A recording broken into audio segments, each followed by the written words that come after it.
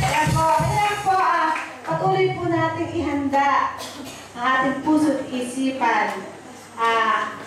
Ano yung natin sa atin ngayon po na kung ano po yung nais ng Diyos na iparating po sa bawat isa sa atin. Sige nga po, pakitaas na po yung ating mga kanang kamay. Pakilagay nga po sa ating dibdib.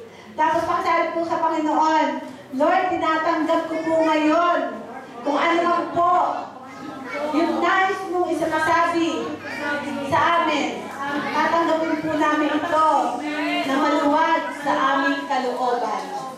Praise God. Hallelujah. Sige po, ngayon po, tatawagan po natin ang ating mahal na pastora na maghahatid po ng mensahe po ng Panginoon. Palapakan po natin si Pastora Alenis.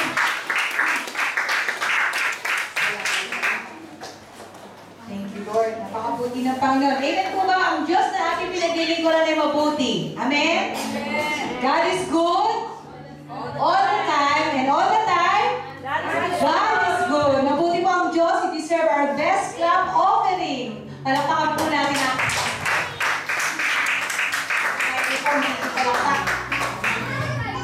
purihin ng Diyos. Alam niyo, napakabuti ng Lord. Siguro bago natin pag-aralan yung mensahe ng Panginoon ngayong hapon na to, nais ko lang po mag-share ng isang awitin na na-share ko na po kahapon sa seminar.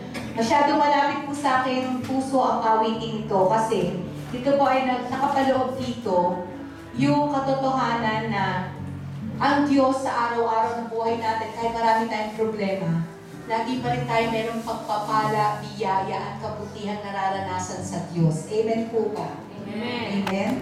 Kaya karapat-dapat lang na dahilain natin ang Panginoon. Karapat-dapat lang na kung minsan, mas madali sa ating alalahanin yung problema eh. Pag nandiyan yung problema, mas madaling tandaan. Pero nakakalimutan natin na marami ding blessings ng Lord sa atin. Marami ding pagpapala, marami ding kabutihan ginawa ang Diyos sa atin. Amen po ba? Amen. I-share ko po sa inyo itong awiting to.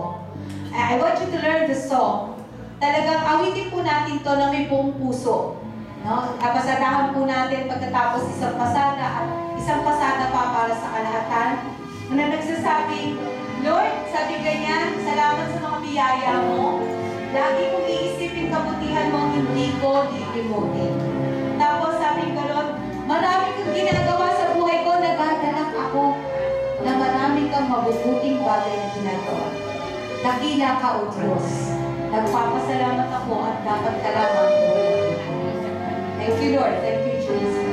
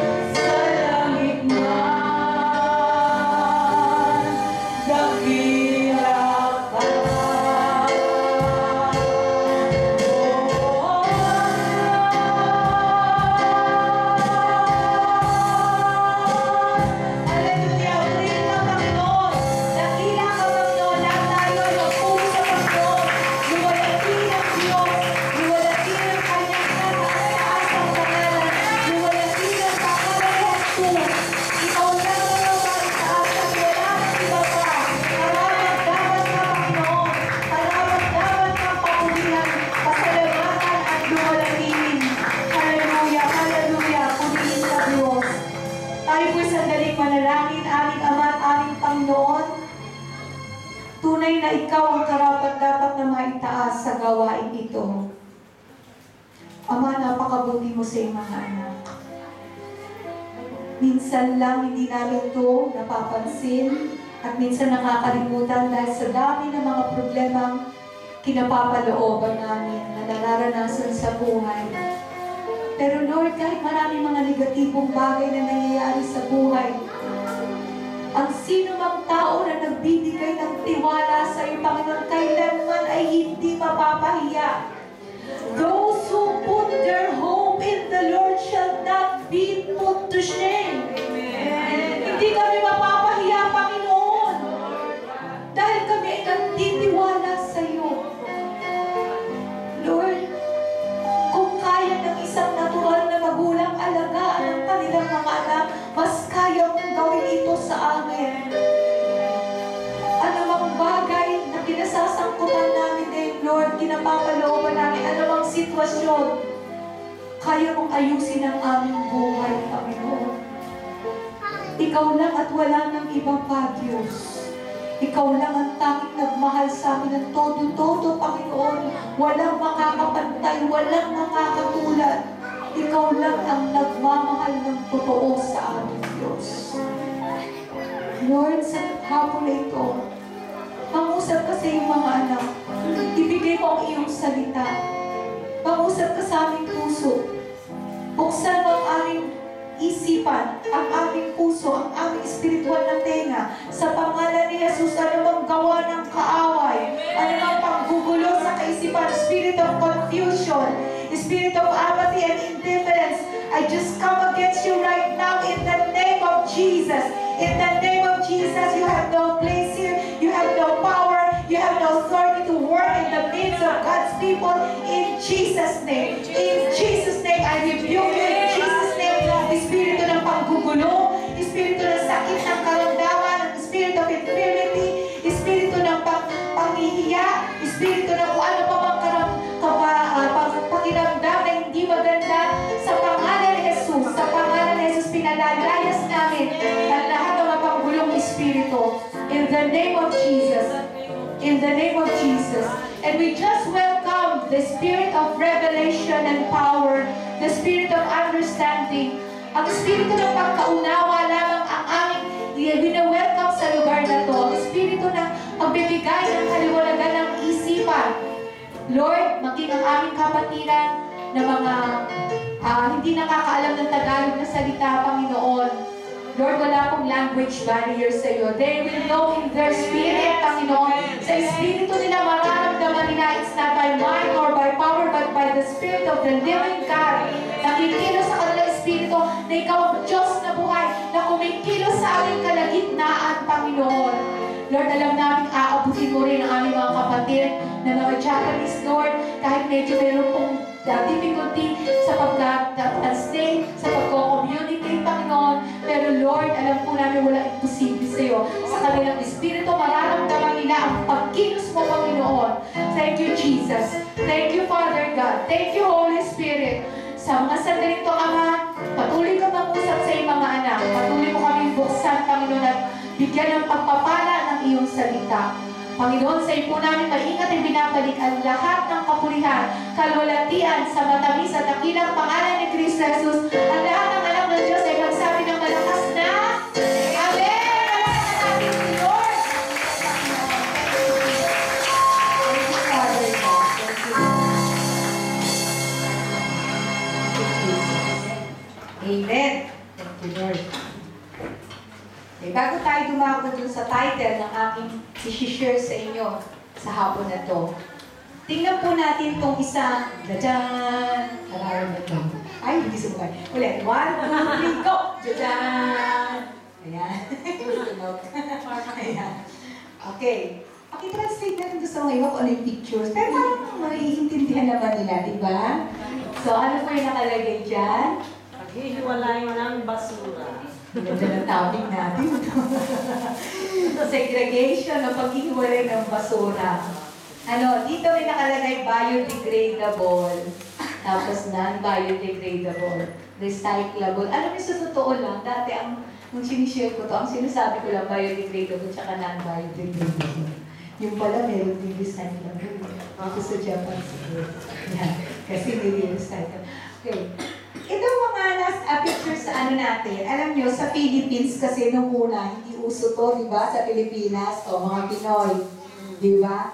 At nung unang in-introduce, nung unang tinapik to, yung ibig sabihin tinapik, in-implement yung batas na kailangan daw yung basura ipaghiwa-hiwalayin, maraming nag-react. Ano? Di ba medyo, ano ba naman yun? Kakainis mo, kailangan kong pag-hiwa-hiwalayin. Kasi di ba paano may iniwa-hiwalay yung mga nabubulok sa hindi nabubulok at saka yung mga plastic, di ba? Yung mga ganyan. Sa Pilipinas kasi, pero nakakatawa, kaya isa lang ang basurahan sa Pilipinas, di ba? Isa lang yung tatapon mo na lahat, nandun na lahat, plastic, mga kung ano-ano, tatapon mo lahat yun. Yung sinabi ng gobyerno, hindi na kailangan, natuto na tayo ngayon, yung mga basura natin, pag-iwan-walayin, plastic na natutunaw o na nabubulok, at yung mga hindi nabubulok. Sabi mo, ang hirap naman sundin niya, nakasanayan na namin na iisang basura lang at sama-sama, tapos gagawin natin, hiwa-hiwalay. Tapos, dahil nga doon sa hindi natin nakasanayan, parang naiinis yung iba. Pero later on, di ba, maganda din nung dun sa mga ospital, talagang mga ganyan na sa ospital, sa mga government offices, di ba, meron na silang nilagay kahit sa yung mga groceries, yung mga supermarkets. So, ibig sabihin, sumunod na rin later. Pero may mga lugar pa rin sa chismis. May mga lugar pa rin doon sa tsaka may mga bahay pa rin hindi sumusunod. At ngayon, makikita natin, kahit mahirap siya sundin, may maganda namang dinudulot. Kasi di ba, naiiwasan? Pag kayo halimbawa yung mga basura, merong ganito, pagkatapos, kasi meron silang sinasabi na purpose nito Yung layunin, bakit kailangan ipaghiwa-hiwala yung basura? Alam po ba natin kung bakit? Sige nga po, tingnan natin. Alam niyo ba kung bakit nahiwala yung basura? Sa Pilipinas, kasi yung napupunta yung ibang basura dun sa mga lugar na kung hindi nabubulok, na nagiging blockage nung yung sa kanal, tapos hindi naman natutunaw, nagiging sanhi na baha. Ayan. Isa yung sinusolusyonan. At isa pang bagay, oo nga naman, may mga bagay na madali namang matunaw, mabulok, tapos pag nag-decompose, pwede pang magamit. Diba, nagagamit pa, pwedeng fertilizer, pwedeng Yung namang mga matitigas talagang ginaw, pwede naman pala i-recycle. No? Kaya may purpose talaga. And nakakatuwa na isipin na kahit medyo mahirap para sa isang Pilipino ang magsunod dito, dahil nung makita natin, hindi naman pala magandang idinudulot, ay natuto na rin tayong maghiwa-hiwalay ng basura. Buti na lang, nasa Japan kayo. Di ba? Sa Japan talaga may araw ng tapon ng basura, tsaka kung saan ilalagay yung plastic, tsaka ilalagay yung mga nabubulok. Natutuwa po ba kayo na nasa Japan kayo? Kasi meron kayong maghiwa-hiwalay ng basura.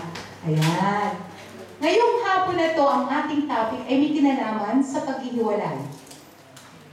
Separation. Yun ang ating topic. Okay. Separation. Okay. Although, malaki yung definition ng separation, ng kahulugan niya sa pagtanghatan, titingnan natin yung may pinaka-main point ng tungkol sa separation as it is, meron siyang equivalent meaning sa consecration. Okay? Ang consecration ay may kinalaman din sa salita separation from the world. Kinoconsecrate, set apart ka for the Lord's use. Ikaw ay inihihiwalay ng Diyos para sa kanyang kalwalatian, para sa kanyang pangalan. Inihihiwalay sa mundo para sa Panginoon. Ngayon, sa pagpapatuloy natin, bago natin tingnan to, itong consecration, makikita po natin to, ang main verse natin ngayon, nasa Romans 12, verses 1 and 2. Okay, tingnan po natin yan.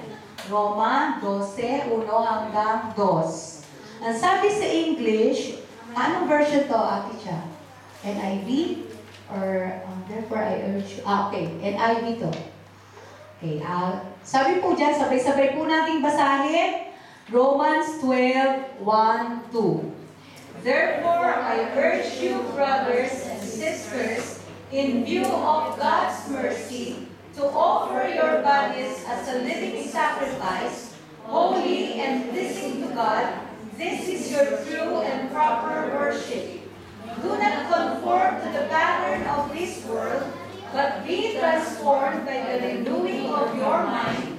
Then you will be able to test and approve what God's will is, His good, pleasing, and perfect will. Okay, the Lord bless those who has read and yung narinig, who has heard this word. Pagpalain ng Panginoon ang lahat ng nakabasa at nakarinig ng kanyang salita. Dito po natin titingnan at pupulin ang ating pag-aaral. Pero sa pagpapatuloy po natin, meron po lang akong gusto itanong sa bawat isa.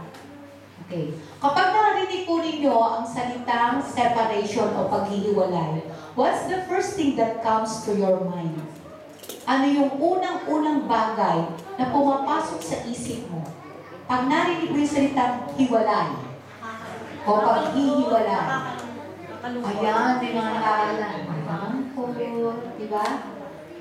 Siguro naman, pag sinabing, more often than not, ay imbis na pag sinabing maghihiwalay, yung nakangiti kami, maghihiwalay. Hindi. Pag sinabing maghihiwalay, lumulungkot, mas negatibo kaysa positibo. Amen po ba? Okay.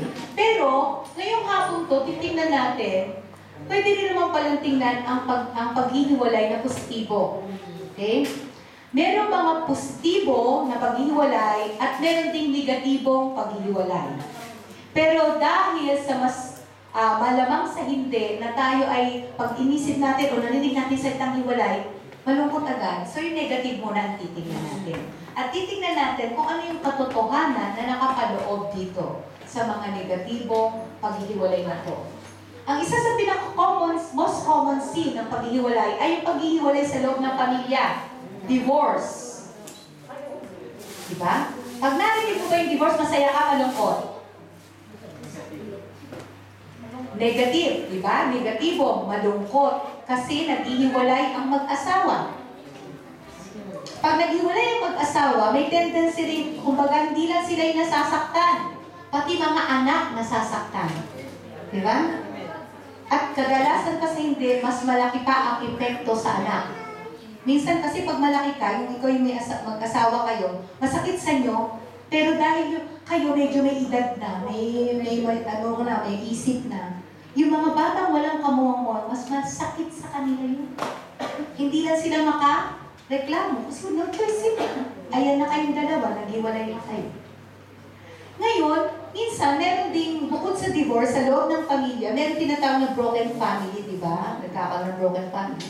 Minsan nagre-resulta din na merong mga anak na nagre-rebelde, lumalayas sa bahay, humihiwalay sa magulang. Rebelde.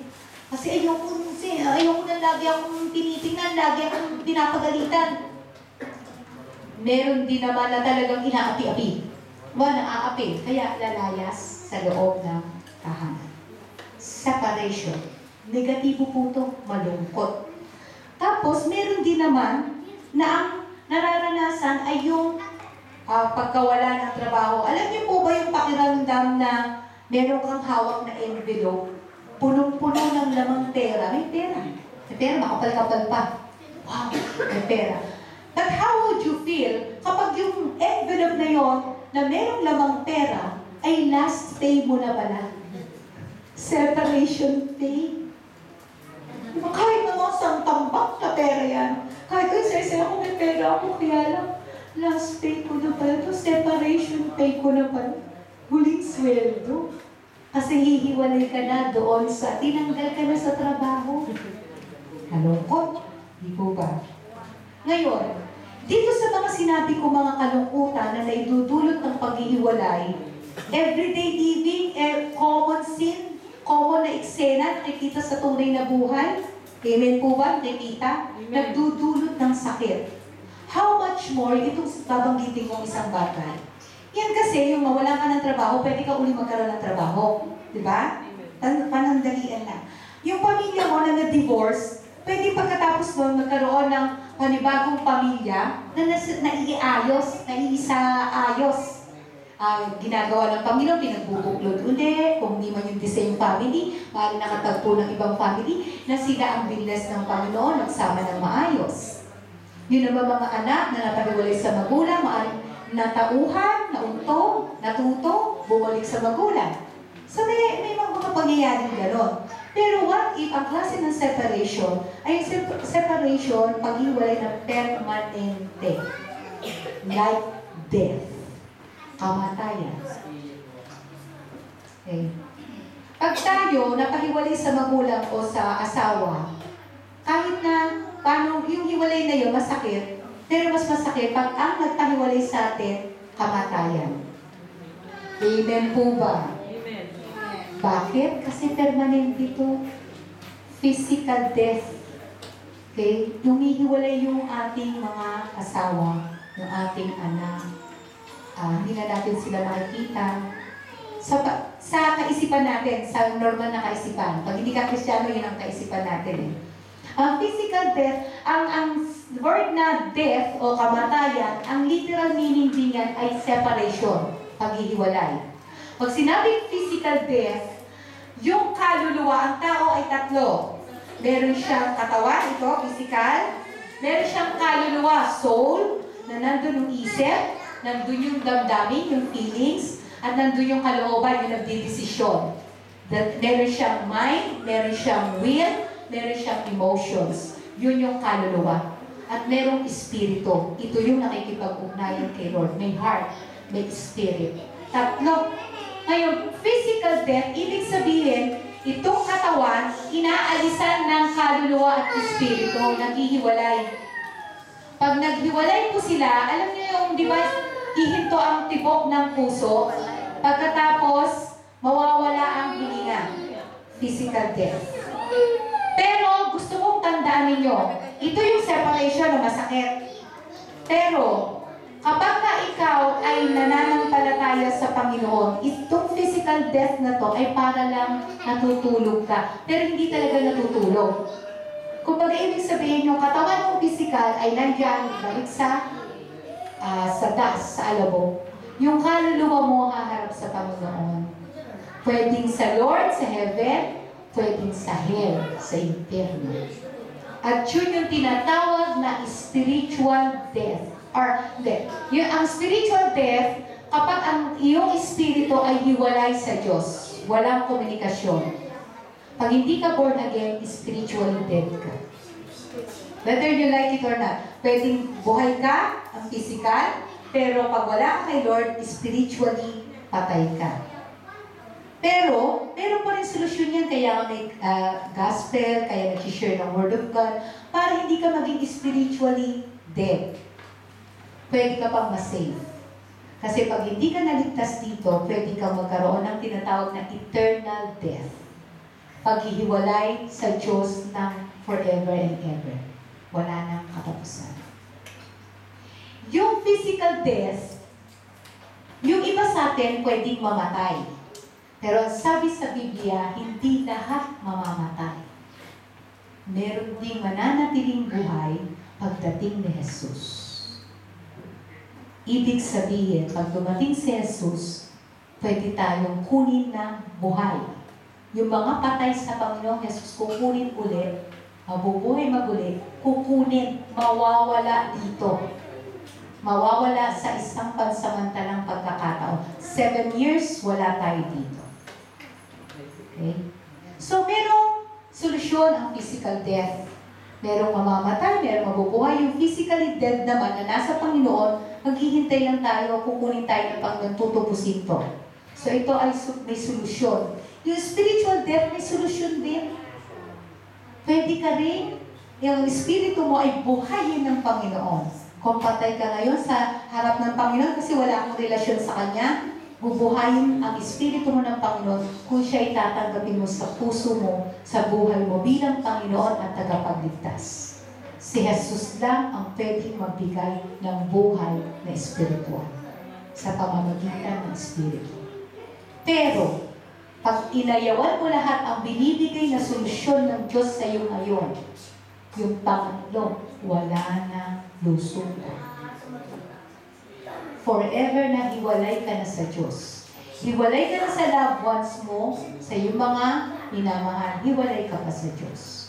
Bakit? Ang eternal death o walang hanggang kamatayan, ang ibig sabihin niyan, hiwalay, wala na tayo sa piling ng Diyos, mapupunta tayo ng impyerno.